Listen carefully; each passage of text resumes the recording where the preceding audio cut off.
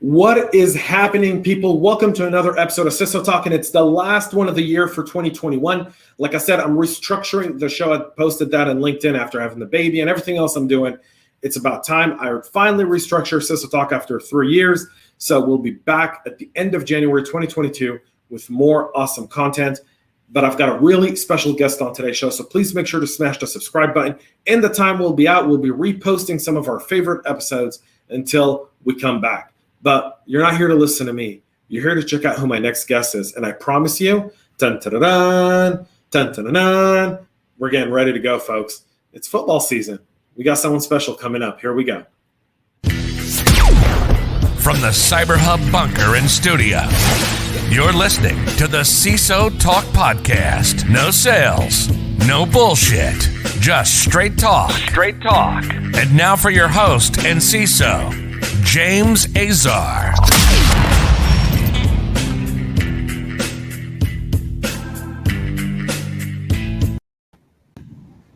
I really wanted to license the Fox kickoff song for the NFL to have you on, Tomas.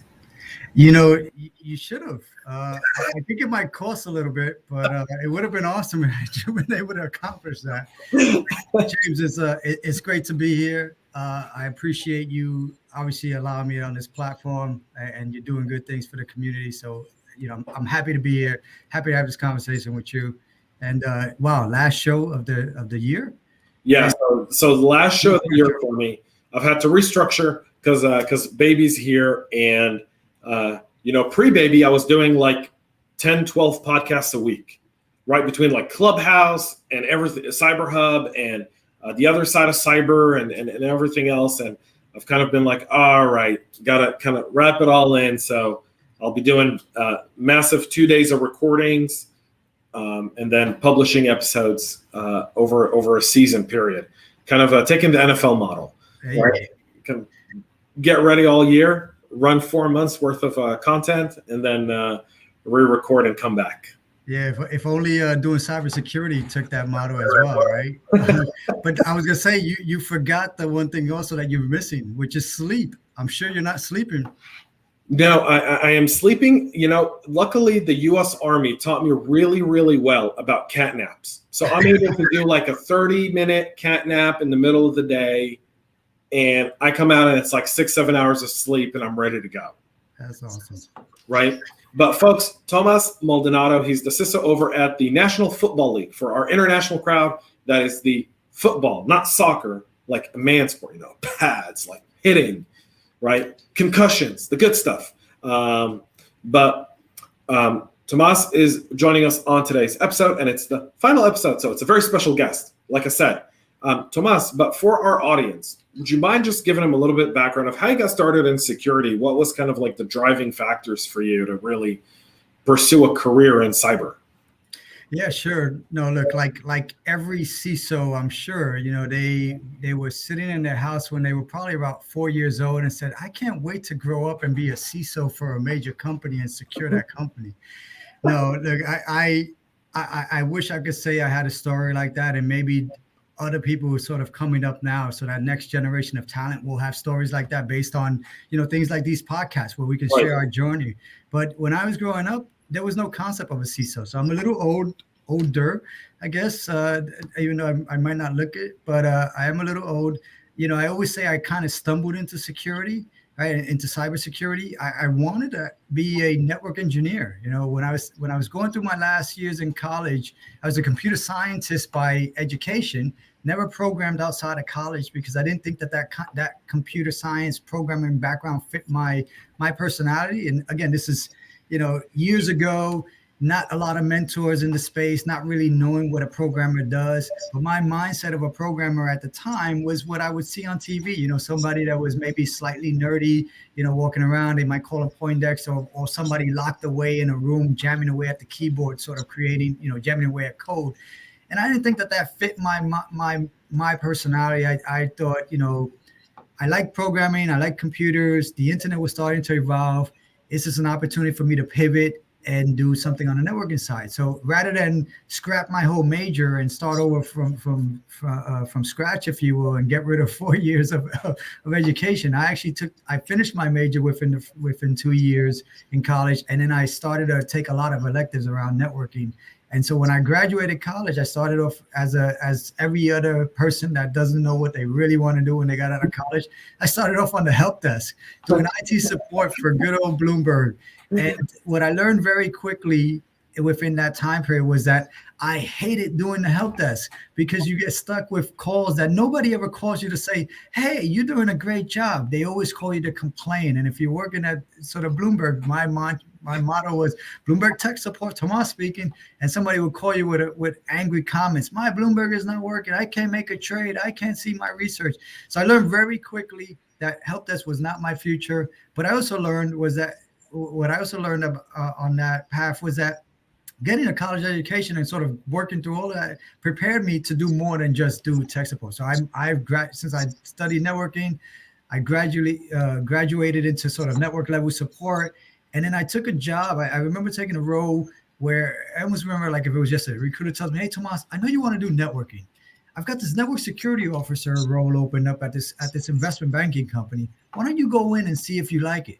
So I go in, I interview, everything works out. I get hired for the role, and I completely loved it. I was sent on training. I learned how to do TCP/IP security. So I already knew about TCP/IP, but I learned how to do things like fuzzing and whatnot in the IP space. I learned a lot more around firewalls, really early detection systems, early intrusion prevention systems, or intrusion detection systems. Intrusion prevention systems weren't really around that time. But I learned a lot about doing attacking and trying to break into computers. And what I found was, my sort of upbringing, very modest upbringing, grew up in the Bronx, New York, had to hustle for just about every single thing. Didn't grow up with a silver spoon in my mouth. Grew up, from a working class family.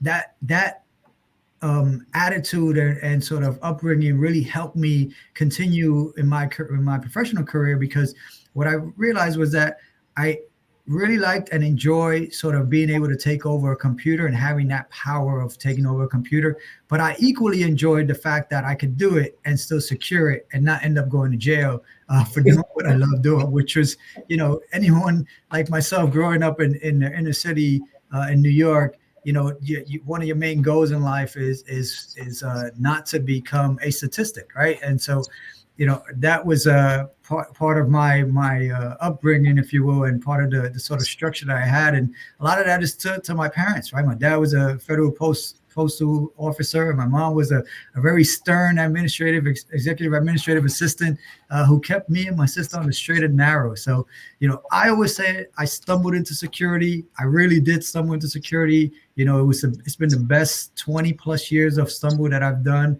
And, did I want to be a CISO at some point in time early on in my career? I did not. I had no aspirations to do anything from a CISO standpoint. But as I started to get more involved in the business side of what we do and why do we do it and how do we actually get that seat at the table, and being able to explain cybersecurity and information security and these sort of demystify these complex topics, if you will, to my business stakeholders, that got me more. It opened up more opportunities for me to really do more than just be that hands to keyboard guy that knows how to break something, or that hands to keyboard guy that knows how to do a risk assessment, to do more than just that and really drive and build programs. So I'll pause there because I know I kind of rambled on, but that's a snapshot or a microcosm of my journey so far. It's an awesome journey. I love your Bronx, New York background, right? Kind of you're kind of homegrown New York. And now you're sitting at, possibly one of the greatest institutions in America, the NFL, right? The NFL for years has been kind of the place that's transformed lives for so many people, right? The players alone that come into the NFL. My brother-in-law was a player, so I know it transformed his life. So nonetheless, the NFL is one of those, I want to call it sacred institutions. In America, and you're sitting at the helm of it, and you're a young New York guy, like you're the New York piece of it, which is I love your background, man. Kind of going into computer science and moving into security is just in networking and actually being keyboards hands-on. Do you think being keyboards and hands-on has helped you succeed as a CISO? Maybe it's helped you kind of from a leadership perspective? I think so, right? I think understanding, like really being able to understand how computers become compromised and how attackers are trying to approach their business, right? Because, we play defense on the CISO side, the attackers play offense, and it's a business for them, right? There's certain countries and whether it's state-sponsored type attacks and things like that you might hear in the news, there's countries that's their job. Their job is to go out and attack people.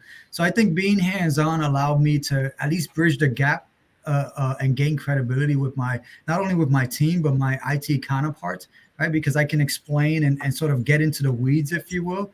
Now, I will say that I'm not as hands-on as I used to be. I don't remember the last time I actually hacked into a computer, but I did do a lot of Wi-Fi hacking and VLAN hopping and a lot of network security or network hacking in my early days. But that really did help me sort of gain the credibility with my sort of colleagues.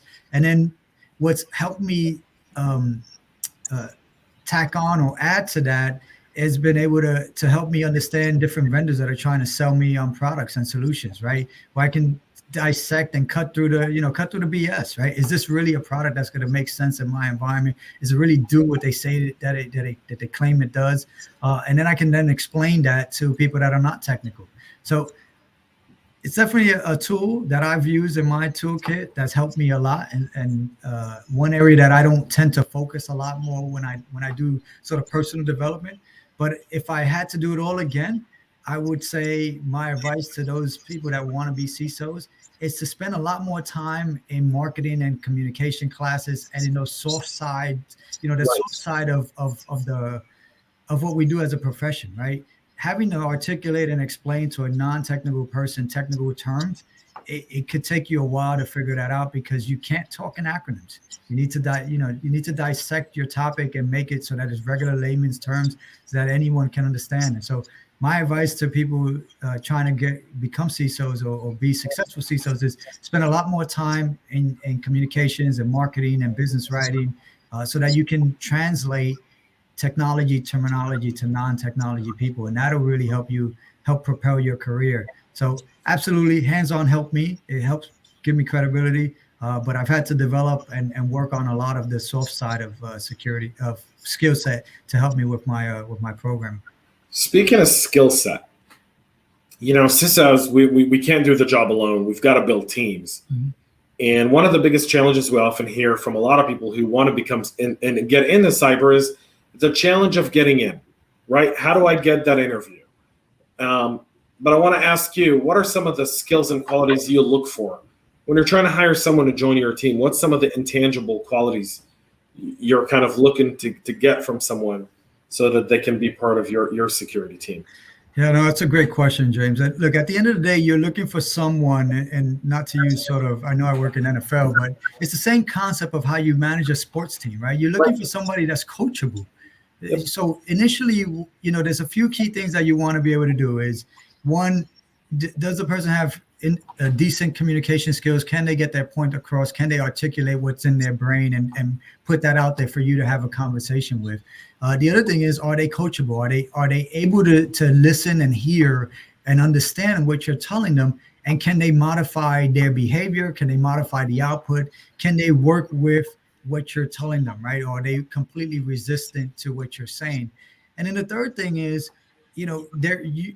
for what we do in information security, there is some level of security skill or technical skill that you need to have. Now, you can learn it. You can absolutely learn what it is that you need to do for the job. And, I'll break down my hiring practices into different levels, which is if I'm looking for somebody that's good, that will be a direct report to me, chances are I'm looking for a lot of leadership, coachability skills, business acumen, managing a budget, managing a team, and motivating a team, because those leaders need to essentially represent me when I'm not in the room with their direct reports. And my personality is, I consider myself an inclusive leader. So I try to get to a destination with my business stakeholders as a team, as a collaborative effort. right? And so what I'm looking for my leadership team is, do they have very similar traits to me, and to how I would operate in different scenarios? And I'm trying to pull out those skills when I talk to them. Obviously, I need to have some level of security and technical skill, because at the end of the day, what we do is some component of a technical, it entails some technical attributes or aspects to it, especially a large majority of the role. But if you're doing like training and awareness, I don't really need you to be the hands to keyboard person. I just need to know, can you educate people? Can you get a message out there to somebody?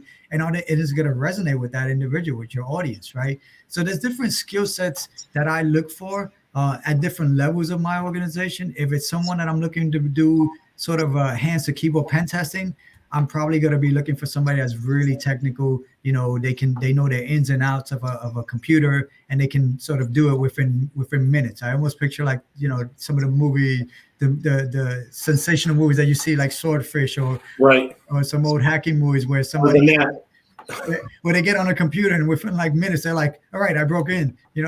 If depending upon the role, that might be what you're looking for. But I think there's certain things that you can't teach, and you definitely can't teach somebody. You can try to teach somebody to be coachable, but those are things that you either innately know how to do as a person, and those are the qualities that I look for. Because I learned to do my job on the job, because when I started doing security, there wasn't a curriculum. Now there's curriculums in school. You can go to school and you can learn. You can get a degree, a master's degree, or even an undergraduate degree in cybersecurity, which is great because it gives you some foundation. But when you come to a company to work, you have to understand that a lot of what you learn in academia is not really practical or useful, or you need to do things along the lines of risk management. So what I'm looking for is, can this person adapt? Are they coachable? Are they receptive to feedback? I like the coachable mentality, right? I think it's part of it is communication. Coachable is a lot of very, very different things, right? It's communication, it's desire, it's passion, it's learning, there's so many different aspects to it. I will tell you one thing though. Something that you said that really resonated with me is, you look for leaders that can kind of carry your message when you're not in the room to their direct reports. I wish more people adopted that rule when they promoted from within, right?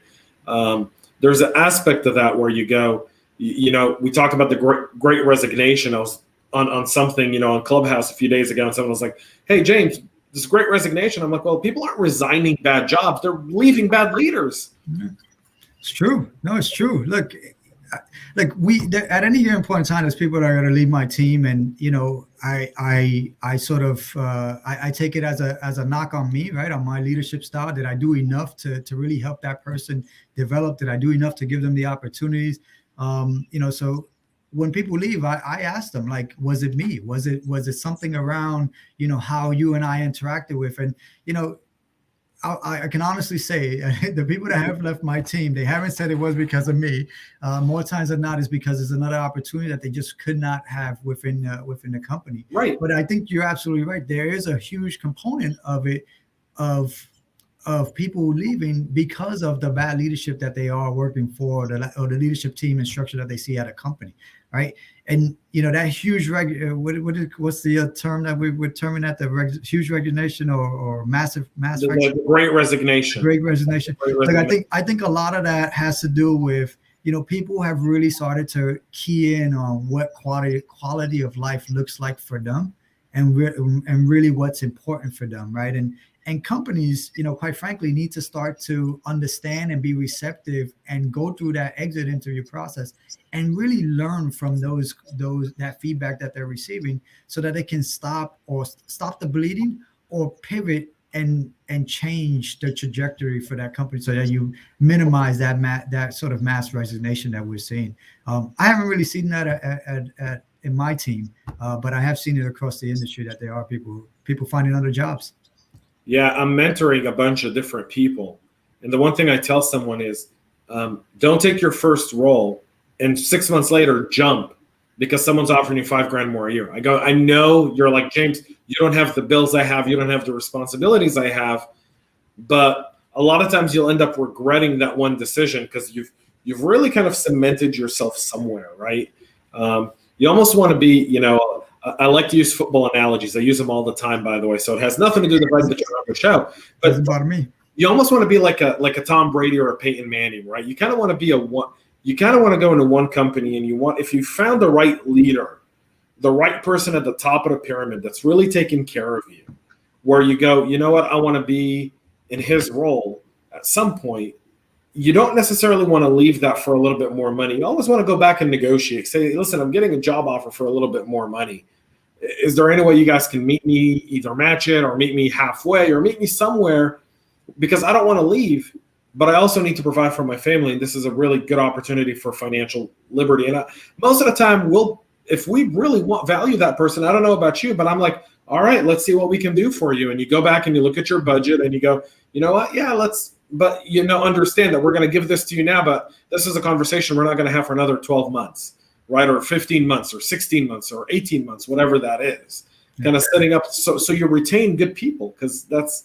No, you're hitting on it, right? And I equate that, and I'm not knocking those people that do that, because there are real situations that you do need. Right. There's situations you and I aren't aware of. We don't know what goes on in someone's life as much as we try to. If you've got 60 people in your team, you're not going to know what every single one of them is going through every single day.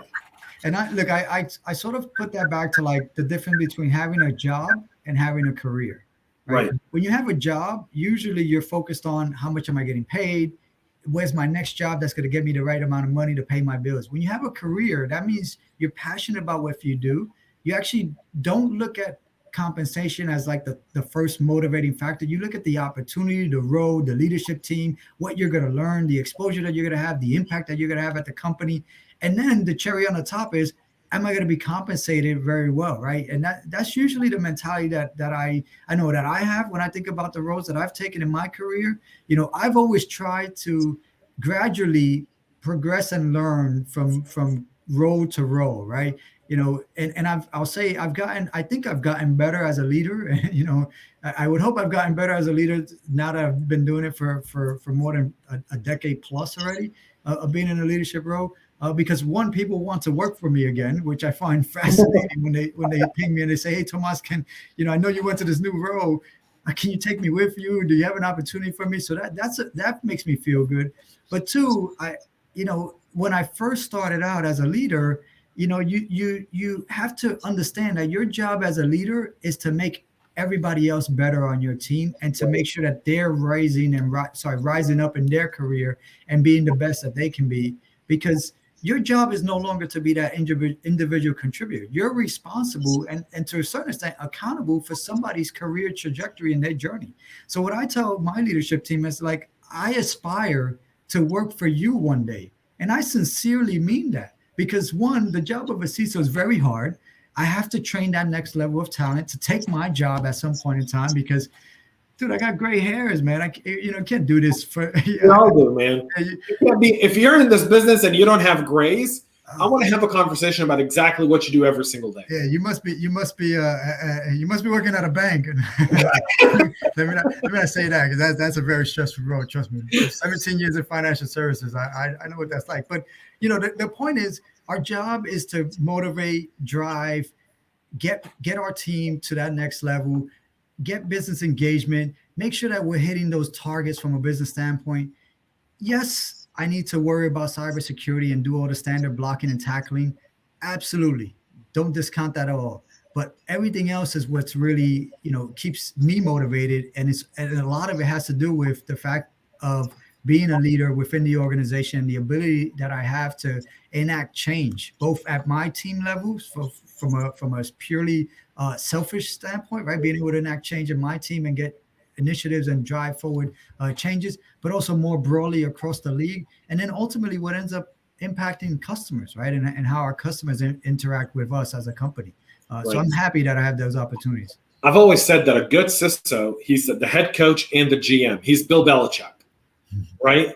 Like you're able to do both, and you're able to do both very, very well.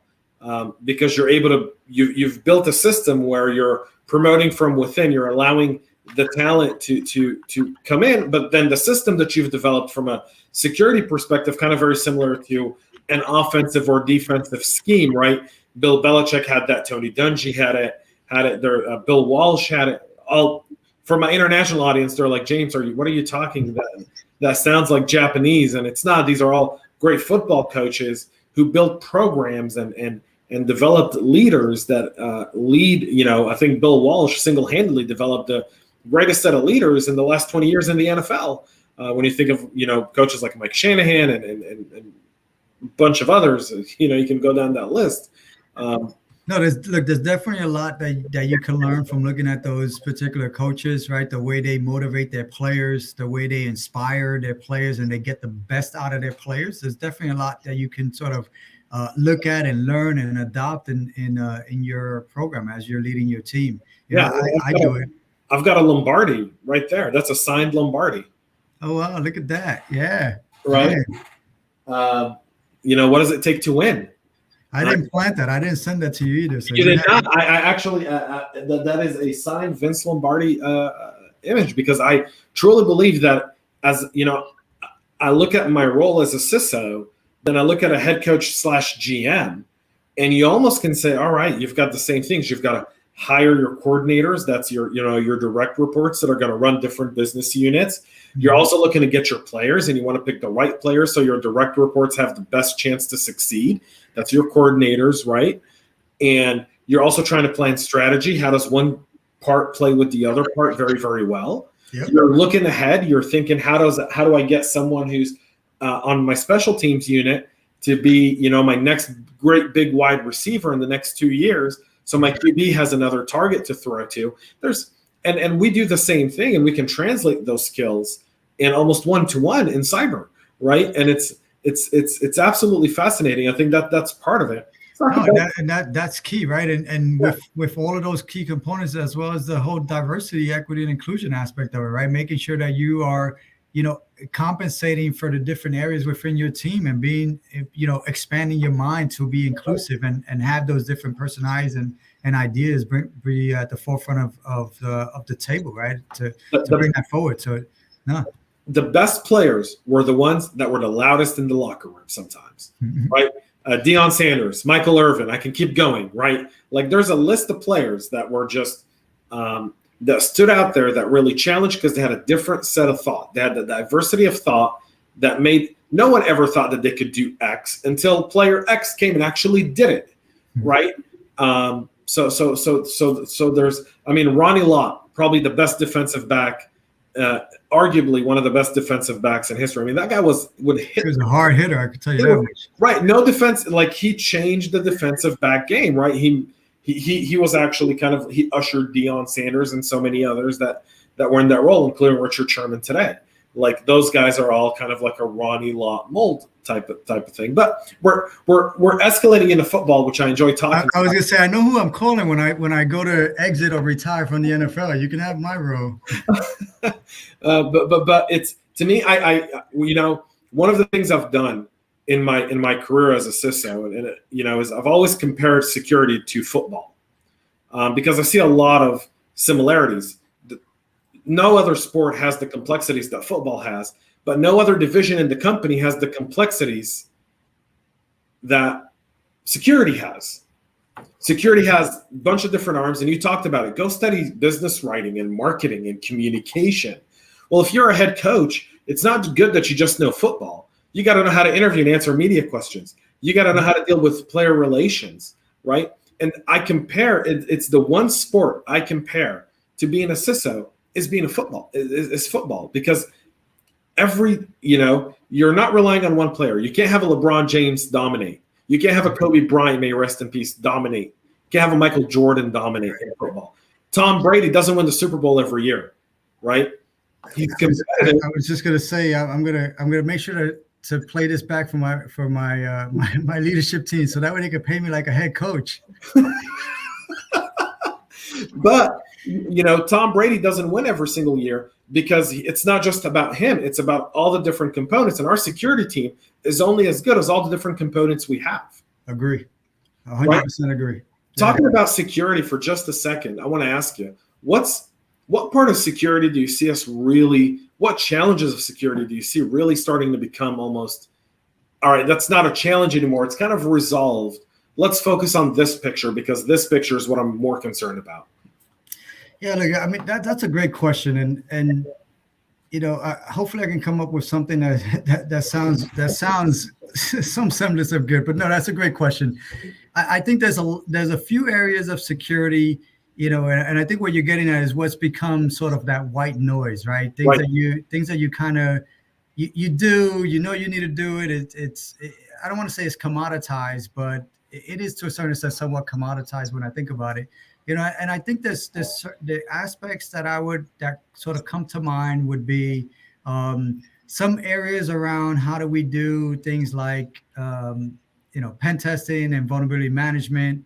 I think some of those things, and I don't want the audience to take this the wrong way, but I think some of those things have become commoditized and that they're repeatable. Right. I also think that there's a lot of companies that take that for granted and don't do those things, and hence end up having breaches, because to me, those are fundamental things that you should be doing. But I when I think about the sort of more advanced, not attacks, but the things that sort of keep me concerned, if you will, right, is things like, deepfake technology, misinformation, disinformation, being able to leverage that to do things like, let's say, password resets on if you're doing some sort of password resets with voice, right? Or if you're sitting in one of our venues and somebody puts out some form of deep fake, with a video on one of the scoreboards, right? That sends the wrong message, and now I've got some level of chaos breaking out. Some of those emerging threats is what concerns me. Some of the threats around cyber physical, a lot of the threats around cyber physical concern me. That we're seeing I'll say a trajectory in the wrong direction that is increasing the cyber threat landscape.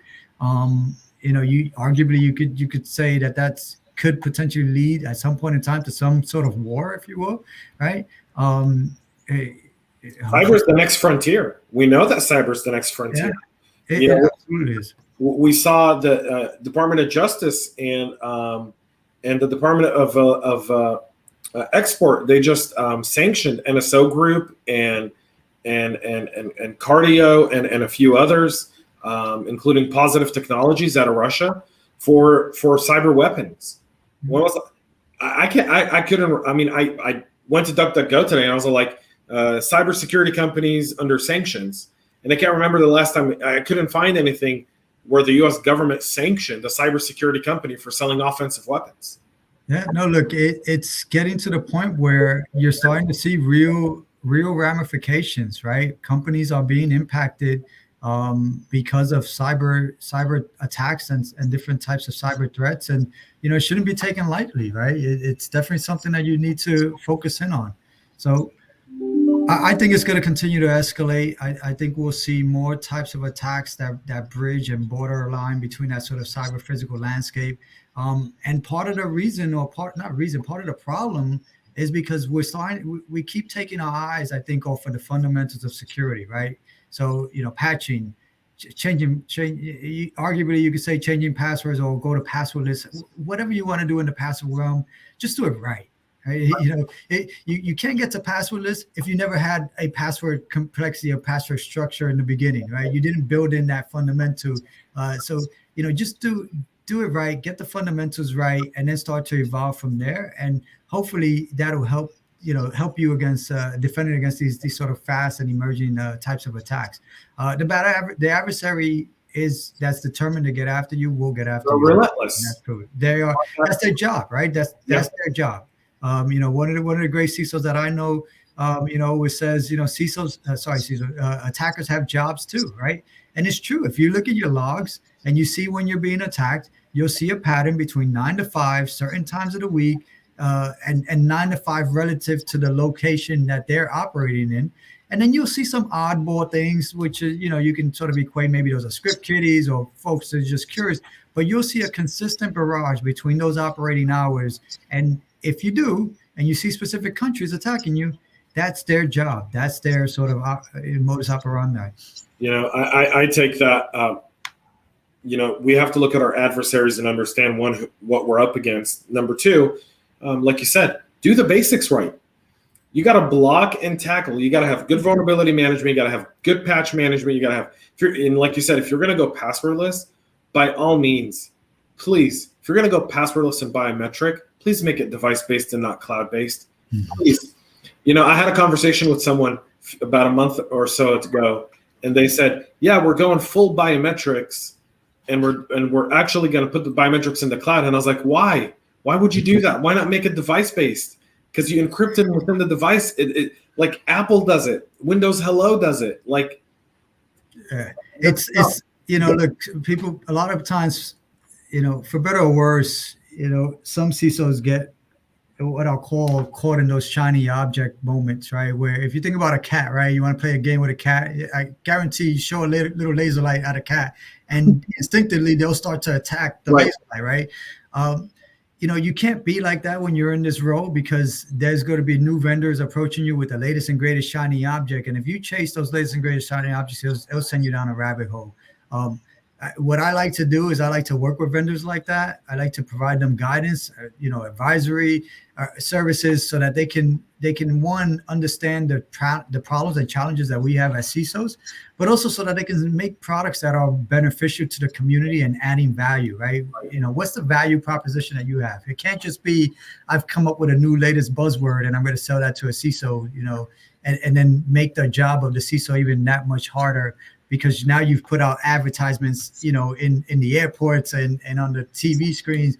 And now you've got a regular user saying, yeah, why do I need a password? I don't want to have a password, right? And I know we're picking on passwords, but it's the same sort of vein of like, do the fundamentals, get the fundamentals right. Absolutely agree with you on this, on the standard blocking and tackling. And, it's then be able to react and pivot if something does happen and does occur, so that you can respond relatively quickly, right? So again, it sounds like we're saying in this framework, and I didn't mean to sound like a cybersecurity. No, but it's that model. It's that model. Listen, take the CIS top 20. Just do the CIS top 20. Do the top 10 good. You do the top 10 good, you've reduced your threat landscape by 95%. You do the other 10, you're really hardening your surface. You're increasing the cost of the attack. And that's a whole different thing. All right, so we're almost out of time. I want to get us to the CISO Insight round here. So, Tomas, you're on the hot seat. Lightning round. Here we go. My buzzword graveyard. Bury one buzzword. I've got a few, but I don't know. Something about zero trust. What does zero trust mean? What does that mean? I mean, it means zero trust. Exactly. And how can we get rid of that, please? Can we put that to rest? Let's really get rid of that buzzword. There's we're gonna have to have a wider conversation. I've had zero trust in my buzzword graveyard now for the last year and a half. I did a survey on LinkedIn and I said, is zero trust a strategy or a buzzword? And it was a 50-50 divide, literally down the middle. 50-50. People were like, it's a buzzword and it means nothing, and other people were like, it's a legitimate security strategy. My challenge. Look, I agree with this, with the if you want to call it a framework or the thought process or the context around zero trust. I agree with that, right? Being able to authenticate, and I'm saying authenticate because to me zero trust really comes down to being able to authenticate humans, being able to authenticate devices, being able to authenticate networks to two services or two resources, right? If you're really focused on that, then I think, yes, it makes sense. It absolutely is a component of the strategy, but it has been for years, right? We've been doing this for years. Somebody just decided to put a nice little buzzword around there. I call it trust but verify. Yeah, exactly. Trust but verify. That's again, that we've always focused on those particular items. Where I get hung up on, and the reason why I say put it in the graveyard is when you've got vendors that are selling you, products that are like so far out there, and they're just putting zero trust to kind of get your attention. Someone in marketing was like, hey, brilliant idea. Let's put zero trust. Yeah. Here's the next one. What's one technology that'll change the way we practice cybersecurity? Ooh, man. One technology that changed the way we practice cybersecurity. Wow. I don't know. I wish I knew. I wish. You think quantum is going to change the way we look, I think quantum is interesting. It might have some not revolutionary, but it might have some advancements to it, because now you'd be able to do things like processing and getting other sort of mechanisms done quicker. I would take your suggestion and say quantum might have an interesting take or an interesting trajectory change for what we do. I think quantum is going to be the difference between discovering a breach 3 months later to 10 minutes after it happens, because of the power of data processing. Yeah, look, and that's why I say I think that'll help. I agree with that. It'll help speed up that process. But if we still have humans in the mix, you still need some level of human interaction with the output of that process, potentially, to be able to discern what's good, bad, or indifferent, unless you completely dedicated it to that. So that takes us to like, what would quantum look like with actual AI? But we're not going to go down that road because we're almost out of time. So you and I will have to do that maybe on the Clubhouse room one day. Okay. What's the current book you're reading? Current book, Never Eat Alone. Never Eat Alone. I let me see if I could pull up the art. Keith Ferrazzi, Never Eat Alone. It's a really good book around networking, sort of being able to build your network, relationship building. If you think about everything that we do in security, it's all about relationships, making that connection with that other individual, whether it's a business person, whether it's a salesperson, whether it's your team. And so Never Eat Alone is probably one of the books. I get no money from that, so I don't usually plug books, but I think that's been one that's fascinating to me as of late. And on your Netflix, what are you streaming right now? Oh, Netflix. Man, I don't. Or Amazon Prime. I don't. I have Amazon Prime. I have Netflix as well. I'm a gamer, man. I actually, when I'm not sort of working and I have some time to do mindless TV, I actually I enjoy doing some gaming. I'm not going to say the name of the game. I'm not going to give out my sort of user IDs. I don't want anybody sort of trying to find me. He's not it. But there might be some sports games that I like to play, as well as some first-person shooter games to release some stress. Yeah.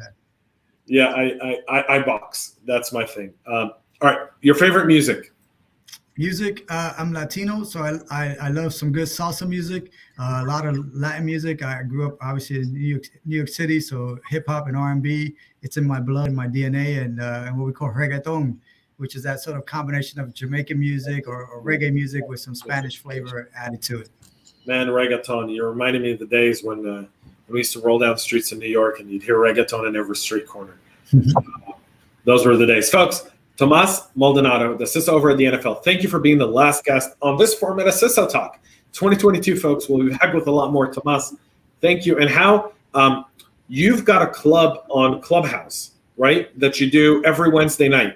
I do. And thanks for that. I wasn't actually planning to plug that, but Clubhouse every Wednesday is called Fireside Chat. We do it every Wednesday between 8 p.m. Eastern time and 9:30 p.m. Eastern time. We have different guests from across the industry, whether they're cybersecurity leaders, technology leaders, lawyers, general counsels, really looking for that variation of talent across the industry to share their journey, share their experience. So come join us on Clubhouse, Fireside Chat. Yeah, it's one of my favorite rooms when I'm able to make it on Wednesday nights. Really is. I actually changed one of my shows so I can make yours. Thanks. I really appreciate that. All right, folks, that's it for us here today. Till January 2022 is when we'll see you next. Until then, have a great winter vacation, folks. Happy holidays. And on behalf of myself, on behalf of Tomas, I'll wish you all a farewell and stay cyber safe. Make sure to subscribe to our podcast and share it with your friends and colleagues. And get all the latest information at cyberhubpodcast.com.